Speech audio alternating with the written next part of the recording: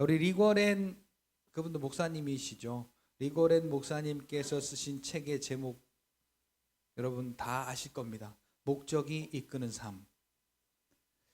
자, 우리가 살아가는 이 인생 가운데도 무언가 뚜렷한 목적이 있다면 자기의 어떠한 욕심, 그 자기의 어떤 그 추구, 그러한 것들을 절제하고, 자, 은사야 뭐 하고?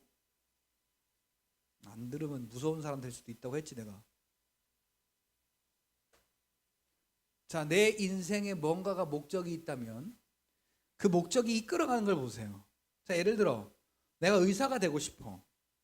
근데 뭐 한두 살 때 아니면 뭐 6, 7살 때 너 뭐 될래? 그러면 의사 되고 싶어요 하는 거 하고, 자, 적어도 중학생 이상 되어서 야 너 뭐 되고 싶어?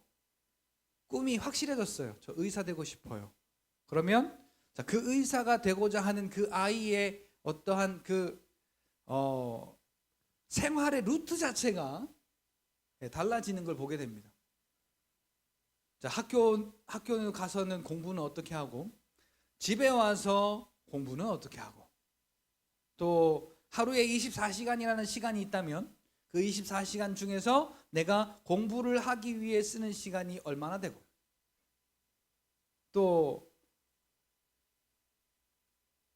그것을 내가 의사가 되기까지 그것을 쉬지 않고 계속해서 그것을 계획하고 또 실행하고 하는 모습을 보세요.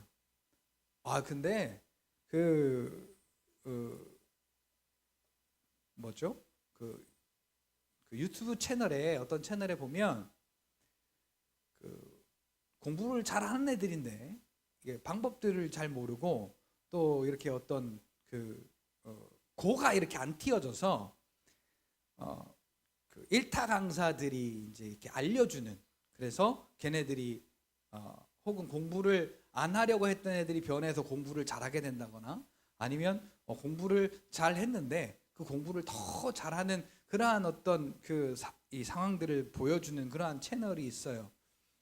근데 거기에 나온 어떤 한 아이의 하루 일과를 보니까 얘는 엄마가 잘하는데도 공부가 욕심이 나가지고 엄마를 몰래 속이고 엄마를 재운 다음에 막 새벽 3시, 4시까지 공부하고, 그의 꿈이 의사예요.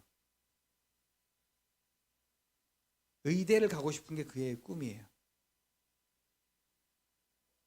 공부하는 거 보니까 저는 뭐 죽었다가 깨나도 그럴 상은 아니구나 싶은 생각이 들 정도로 공부를 얼마나 근데 이게 뭔가 엄마 아빠가 해 이놈아 공부해야지 잘 살지, 공부해야 좋은 데 가지, 공부해야 뭐 하지 해서 하는 게 아니라 얘가 내가 왜 이 공부를 해야 되는지에 대한 필요를 한 거예요. 목적이 뭐예요? 자기가 의사가 되기 위한 목적이 분명한 겁니다. 그러니까 그 목적이 얘의 삶을 바꿔놔요. 얘의 삶을 그 의사가 되도록 하기 위한 그 어떤 이 모양으로 그걸 바꿔가더란 말이죠. 요한이 내려놔라.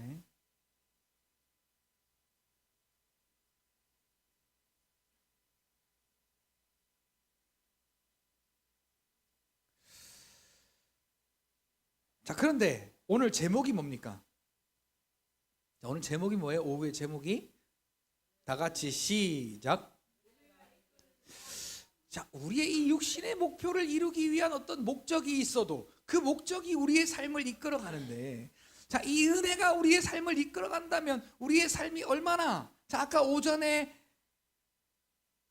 그 복을 허락하시는 분의 뜻이 우리의 목적이 되어서 그 목적이 우리의 삶을 이끌어 간다면 얼마나 우리의 삶은 하나님을 찬송하기에 합당한 삶이 되겠으며 얼마나 하나님이 쓰시기에 합당한 사람이 되겠으며.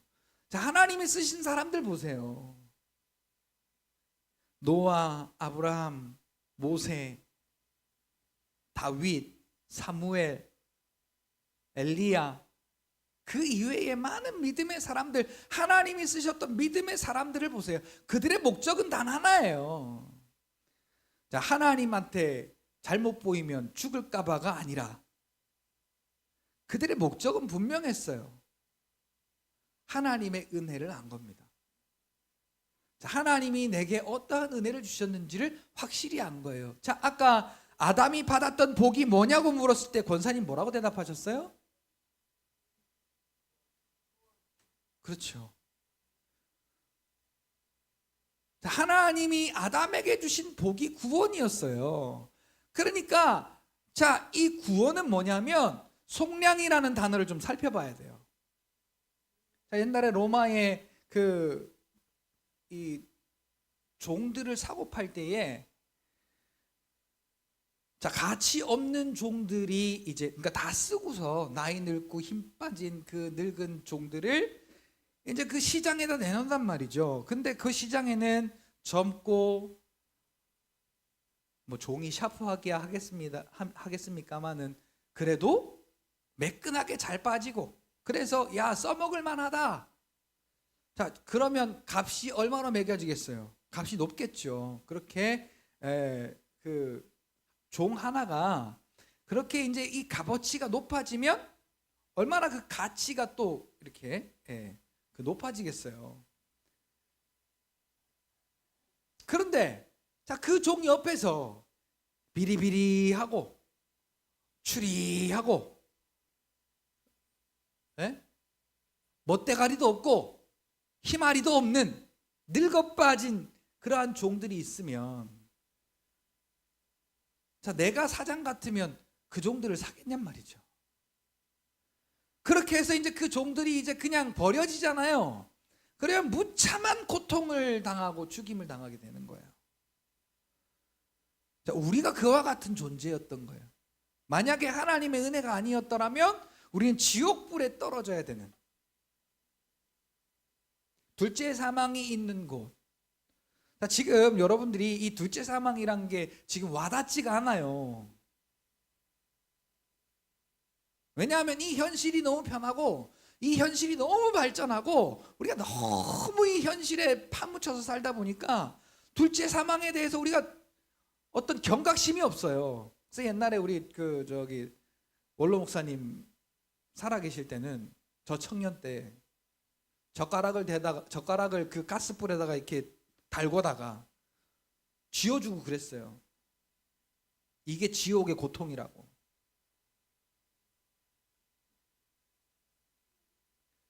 근데 오늘날 만약에 누가 그런다? 미친 목사라고 할 겁니다. 인권 모독이라 그러고. 네? 근데 우리는 너무 아니래요, 지금.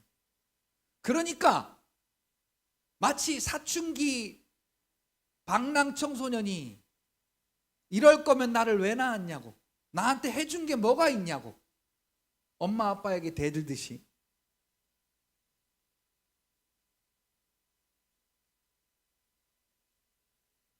하나님의 은혜를 모르면 내 욕심 채우기 바쁜 거예요. 근데 자, 이 바울이 지금 고린도전서 15장에 부활을 이야기하면서요, 예수님의 부활이 어떻게 이루어졌는지부터, 그리고 그 부활을 누구에게 보이셨는지.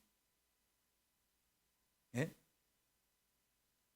자, 결론부터 말씀드리면 이 바울과 마찬가지로 예수님의 12제자와 마찬가지로 예수님과 함께 다녔던 그 500여 명의 제자들과 마찬가지로 오늘 우리에게도 그 부활을 나타내신 분이 예수님이다. 자, 그 부활을 나타내셔서 오늘 우리로 하여금 그 부활을 목적 삼고 살아가라고. 죽은 자로 살지 말고 산 자로 살라고. 예? 근데 자, 엘리야를 자꾸 제가 예를 들게 돼요. 구름 한 점 없는 하늘에 하나님이 비 내리신다는 거. 예? 여러분 이거 어떻게 생각하세요? 여러분 같으면 아마 욕을 좀 섞어서, 예? 여러분들은 좀 온유하고 인자하셔서 욕은 안 하실지 몰라. 근데 저 같으면 욕을 좀 섞어가지고 논리 정연하게, 현실이 지금 이만저만 한데 비가 온다고? 그리고 욕을 할 겁니다. 그렇잖아요. 거기 보니까 구름 한 점 없다 그랬어요. 아니 뭐 비 오려면 징조라도 있어야 될 거 아니에요. 하나님이 응답하셔서 불이 내렸는데 그럼 징조가 있어야죠. 근데 엘리야는 딱 하나예요. 하나님이 말씀하신 건 하나님이 반드시 책임지신다. 열왕기상 18장 1절에 내가 이제 이 지면에 비를 내리리라.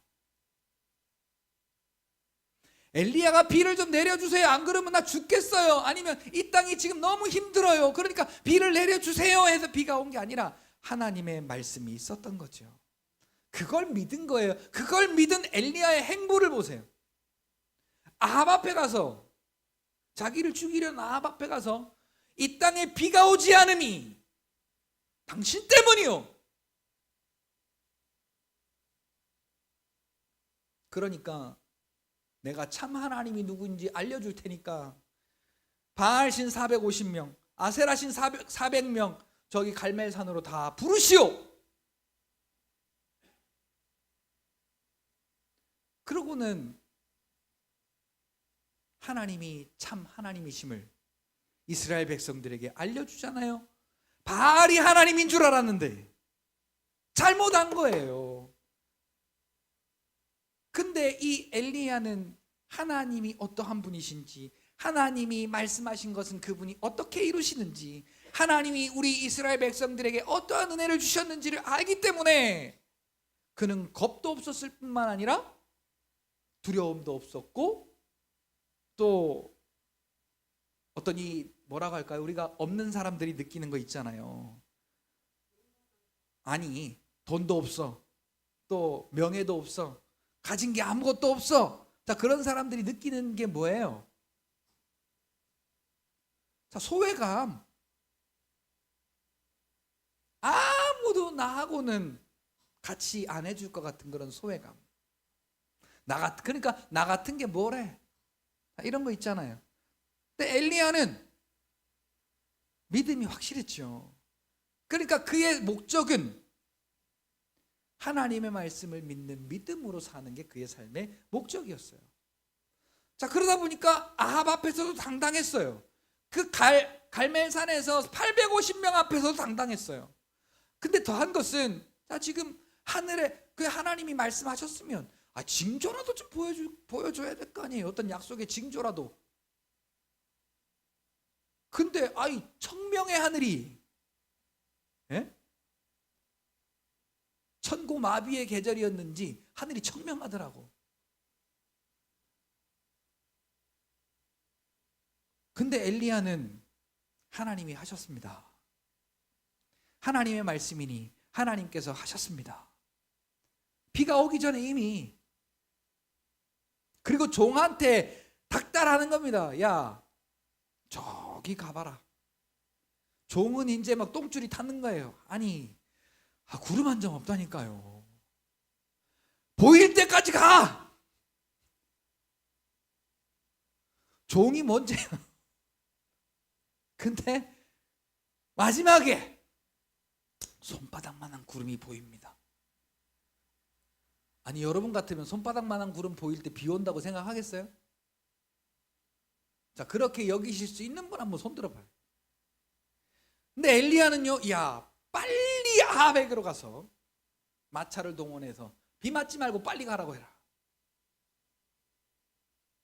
그리고 얼마 지나지 않아서 그 땅에 온 저녁에 그 가뭄이 해소되는 비가 내리더라는 겁니다.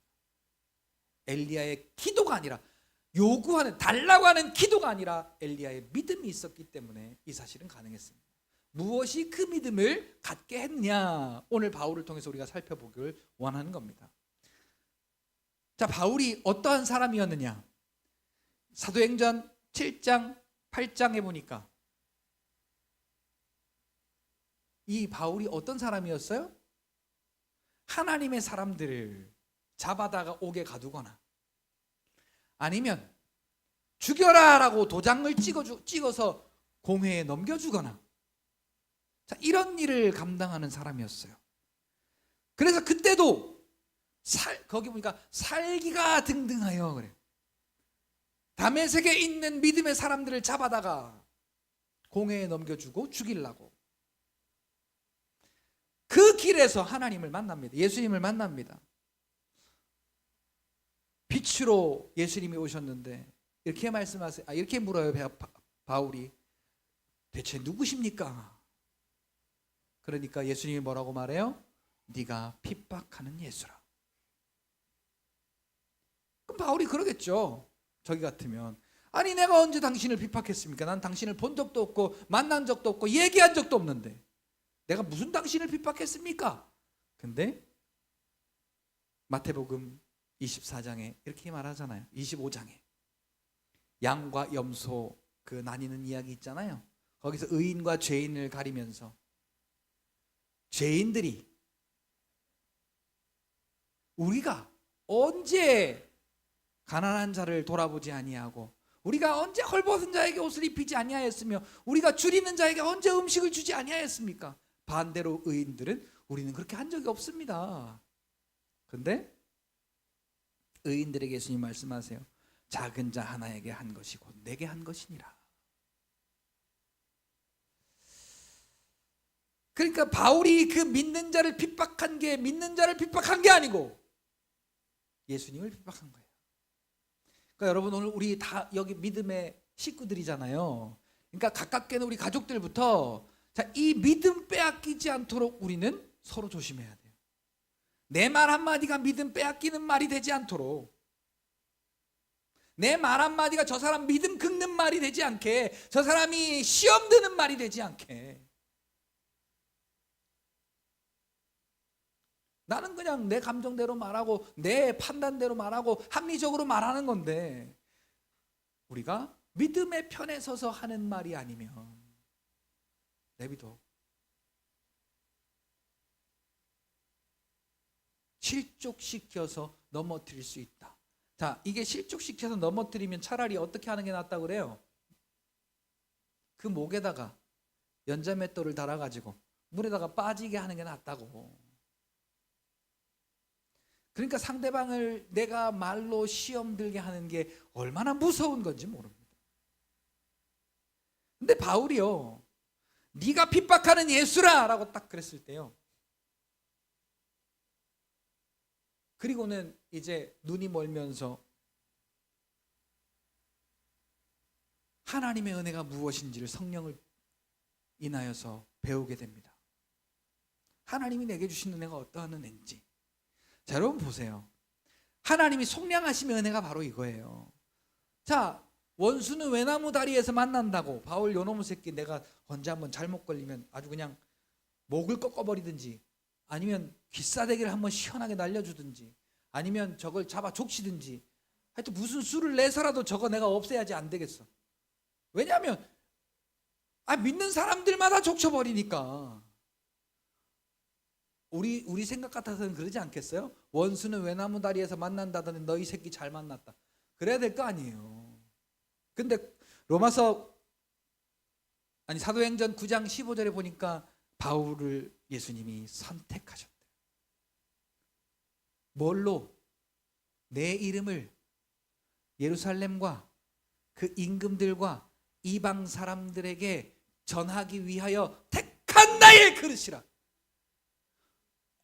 진짜 머리가 제대로 박혀 있는 분이라면 어떻게 그럴 수가 있어요?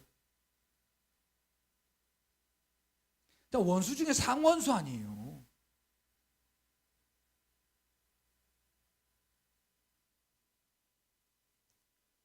그 예수님께서 죽으시고 부활하셔가지고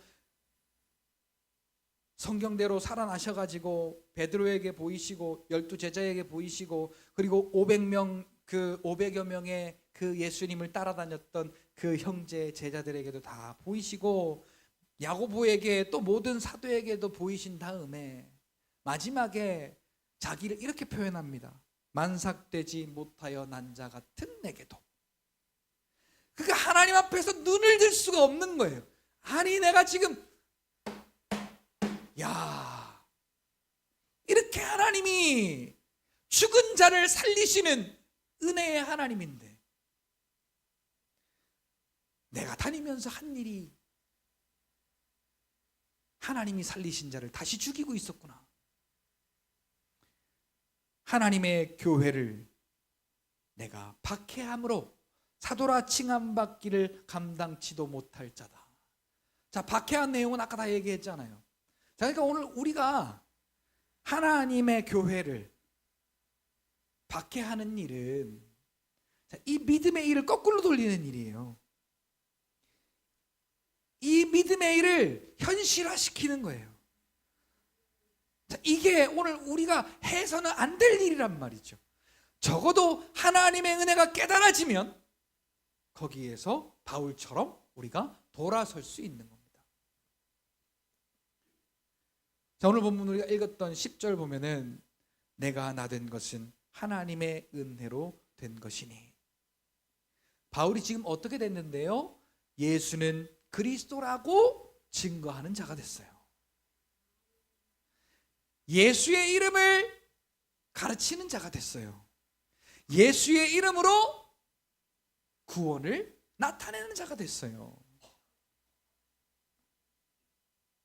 그게 내가 잘나서 선택받은 게 아니라 하나님의 은혜로 내가 그렇게 됐다. 내게 주신 그의 은혜가, 저는 여기 앞에다가 결코라는 말을 붙이고 싶어요. 내게 주신 그의 은혜가 결코 헛되지 아니하여 내가 모든 사도보다 더 많이 수고했으나. 자, 오늘 우리는 왜 수고해요? 왜 우리가 직분 맡으려고 그래요? 왜 우리가 봉사하려고 그래요? 왜 우리가 교회에서 뭐 이렇게 하나라도 더 하려고 그래요? 왜? 그 목적이 뭐예요? 복 받으려고. 그러니까 아까 오전에 말씀드렸던 것처럼 그 복의 개념이 잘못된 거예요. 하나님이 주신 것이 복이라고 믿으면 그걸 내가 누리기만 하면 되는데 자꾸 떡반죽 그릇의 복을 이야기하고 자꾸 그 우리의 양떼에 대한 복을 이야기하고 들어가도 복을 받고 나가도 복을 받고 무슨 양이 어쩌고 저쩌고 뭐 기름지고 어쩌고 저쩌고.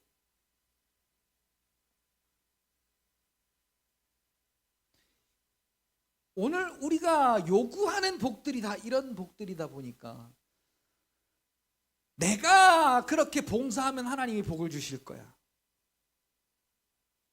내가 수고하면 하나님이 복을 아니요. 바울은 수고한 이유가 그것도 자기가 그렇게 하고 싶어서 한 게 아니라 하나님의 은혜를 깨닫고 보니 내가 설 자리가 어딘구나라는 것을 바울이 알았을 뿐이에요. 그런데 자기가 수고하고 싶어서 수고한 게 아니에요. 하나님의 은혜가, 그 하나님의 크신 은혜가 나를 죄와 사망과 저주 가운데에서 건져내셔가지고 하나님의 자녀 삼으시고 하나님의 기업 삼으신 그 크신 하나님의 은혜가, 좀 소위 좀 철들었다 그러죠. 우리가 그런 부모의 마음을 조금 알게 되면 철들었다고 하잖아요. 요거 철들었네 그러잖아요. 바울은 성령을 통해서 그걸 깨닫고 나서요, 오로지 사도행전 5장 42절에 보니까 성령 충만한 예수님의 제자들도 마찬가지더라고요. 오로지 예수는 그리스도라고 가르치고 전도하는 일, 그리고 오로지 사도행전 2장 마지막에 보니까 오로지 기도에 힘씁니다.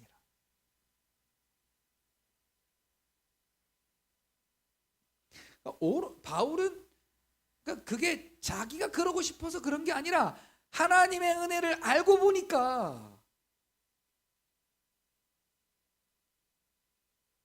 몸은 움직였어요. 몸은 자기가 움직인 거예요. 근데 자기의 의지로 움직인 게 아니라 은혜에 따라서, 자기의 수고가 아니라 은혜를 따라갔던 거예요. 여기 보니까 그렇게 돼 있잖아요. 하나님, 나의 나된 것은 하나님의 은혜로 된 것이니 내게 주신 그의 은혜가 헛되지 아니하여 내가 모든 사도보다 더 많이 수고하였으나. 우리는 이렇게 수고하면 어떻게 해요? 내가 이렇게 수고했는데 그것도 안 알아줘? 몰라줘? 그리고 또 어떤 사람은 나나 하니까 하지.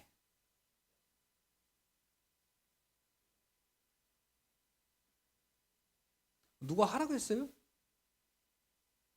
그래서 또 안 하는 사람도 있어 또.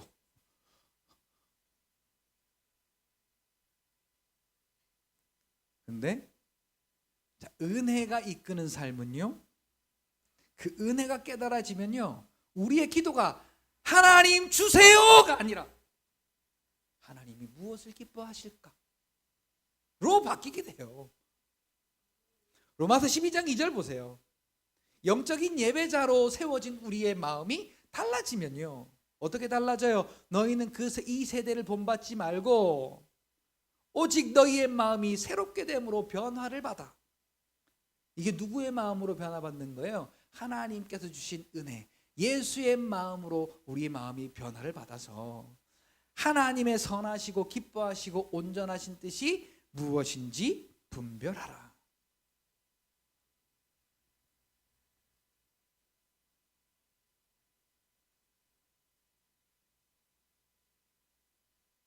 하나님 주세요가 아니라 하나님이 무엇을 기뻐하실까?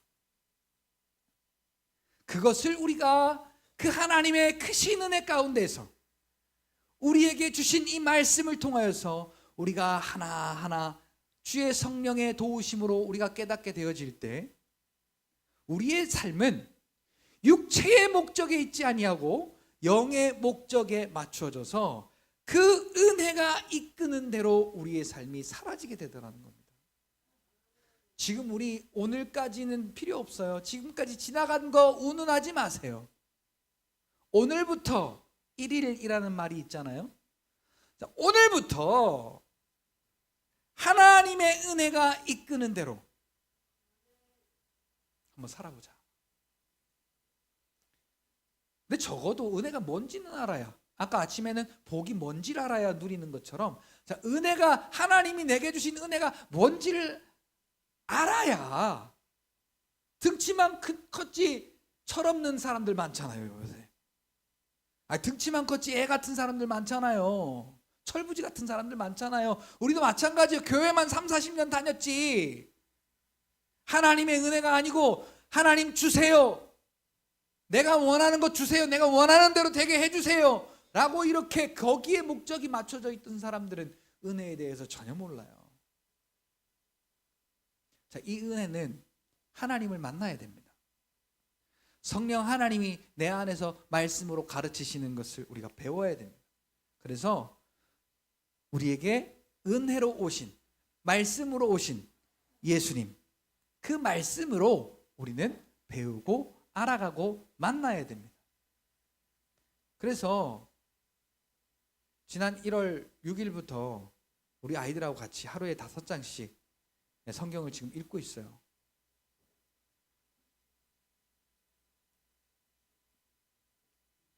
저는 이제 아이들 읽히고 나중에 한 번 더 읽는데요,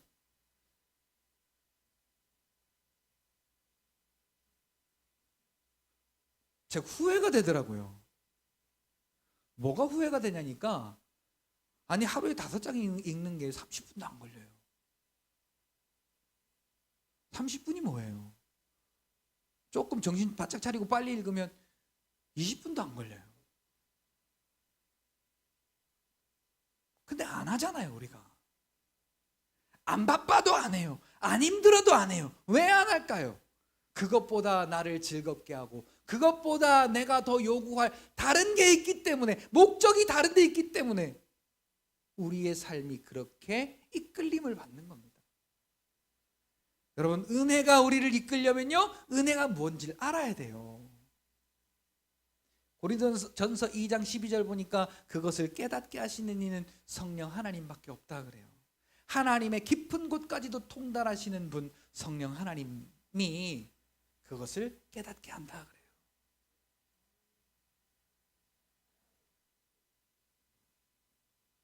오늘 보면 마지막 보세요. 내가 모든 사도들보다 더 많이 수고하였으나 내가 한 것이 아니요. 아니, 지가 했는데 지가 안 했대. 그러니까 지 의지와는 상관이 없었다는 얘기예요. 그래서 오늘 우리는 하나님의 은혜로 살려면 육신의 소욕을 자꾸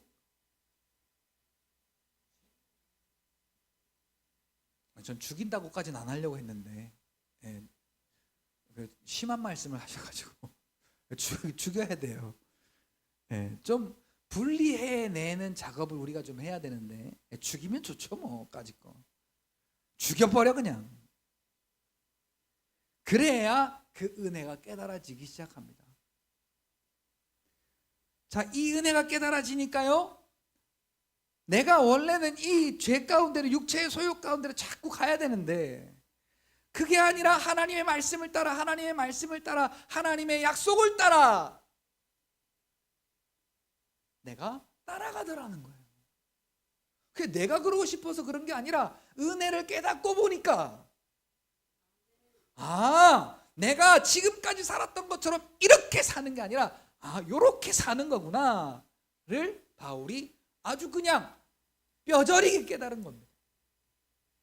그래서 그 바울은 사도행전 20장 24절에 나의 달려갈 길과 내 주께 받은 사명 곧 은혜의 복음을 증거하는 일을 마치려 하면은 나의 생명을 조금도 아까운 것으로 여기지 아니하노라.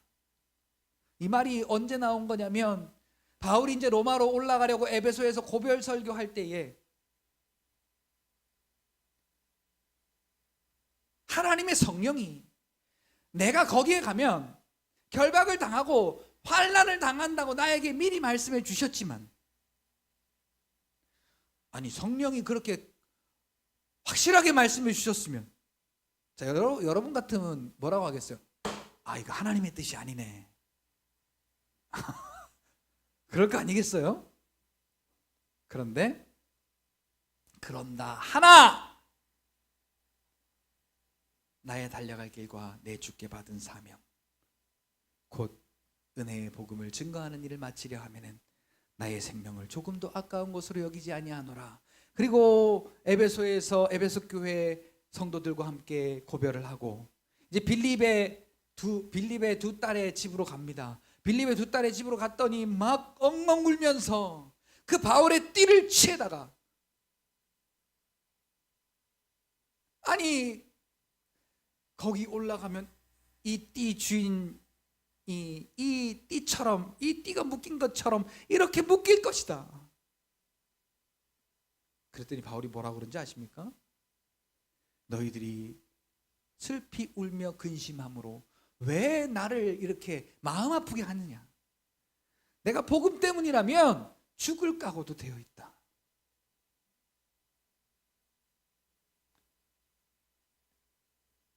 방향이 이제 확실해진 거죠.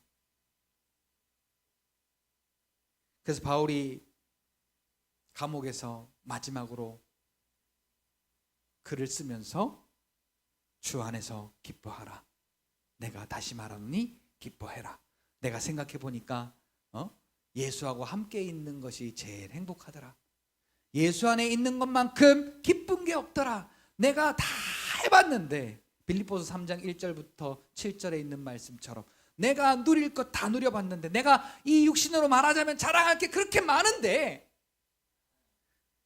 이제 인생의 끝에 와서 보니 주 안에 있을 때 가장 기쁘더라. 기쁘기는 개뿔이나 기뻐요? 복음 전하다가 죽을 뻔한 게 몇 번인데? 처맞은 게 몇 번이고? 고생한 게 얼만데? 오늘 우리 같으면 하나님 나를 사랑하시면 어떻게 이러실 수가 있어요? 라고 대번에 그냥 막 손가락질을 막 할 텐데, 그 은혜가 뭐냐? 죄와 사망과 저주와 죽음에서 우리를 건져내어 부활의 생명으로 다시 살려내신 이 영생을 우리에게 허락하셨다는 겁니다. 오늘 내가 갖고 있는 은혜가 그거예요. 그러니까 이 은혜가 없으면요, 우리는 여전히 육신을 위해 사는 거예요. 육신의 요구를 들어주고 육신을 위해서 우리의 몸을 쓰고,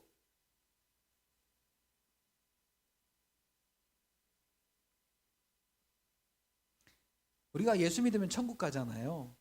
천국 안 간다는 얘기가 아니에요. 이 땅에서의 삶이 달라지는 겁니다. 믿는 자의 그 믿음이 현실화되는 자의 삶과 그 믿음이 그냥 우리의 지식적으로만 남아있고 현실과 타협하고 현실과 그 타협한 것을 합리화하면서 살아가는 자의 그 삶은 결이 달라진다는 겁니다.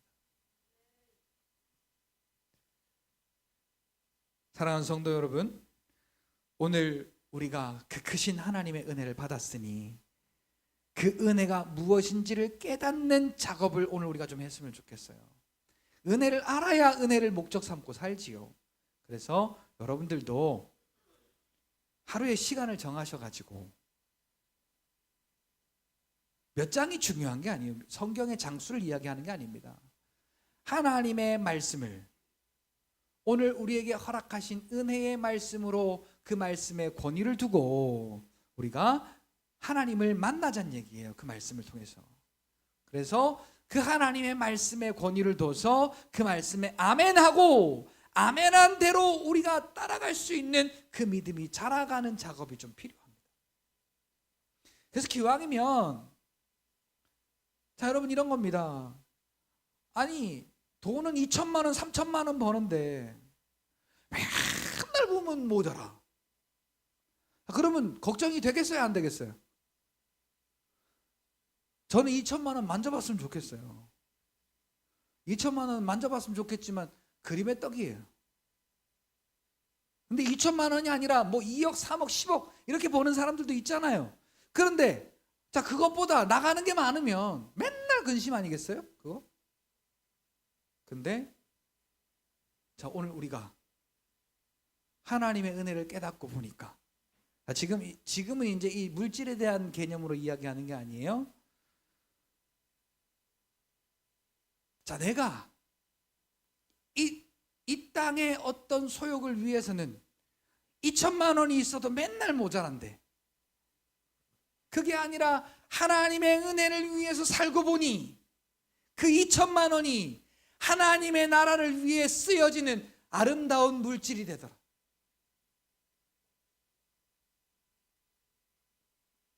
이게 내가 수고한 일이 아니라 하나님의 은혜대로 살아갔더니 나의 삶이 하나님의 그 은혜를 나타내는 도구가 되더라는 거예요. 사랑하는 성도 여러분, 말씀을 마치려고 합니다. 오늘 이 시간 하나님이 저와 여러분들에게 주신 이 은혜를 깨달아 알고 깨달아 아는 대로 우리가 그 은혜를 따라가려는 어떠한 의지, 이건 뭐 내가 의지를 가진다고 되는 일은 아니지만은, 재물이 있는 곳에 너희의 마음이 있다고, 우리의 마음이 그 하나님의 뜻을 향하여 목적이 있다면, 바울 보니까 확실하게 그 은혜가 바울의 삶을 주장했어요. 오늘 우리의 삶도 하나님의 말씀이, 그 은혜 대신 하나님의 말씀이 우리의 삶을 주장하면 어떠한 일이 생기겠어요? 바울을 통해서 어떠한 일이 나타났는지를 보면 될 거 아니에요. 사랑하는 성도 여러분, 오늘 저와 여러분들에게 함께 하신 그 하나님의 은혜가 오늘 저와 여러분들의 삶에 주신 그 하나님의 복을 누리게 할 수 있는 그런 복된 하나님의 은혜가 되기를 바라고, 또한 그 은혜를 통해서 주신 하나님의 그 놀라우신 복을 저와 여러분들이 누리고 나누는 복된 삶이 되시기를 예수님의 이름으로 축복합니다. 기도하겠습니다.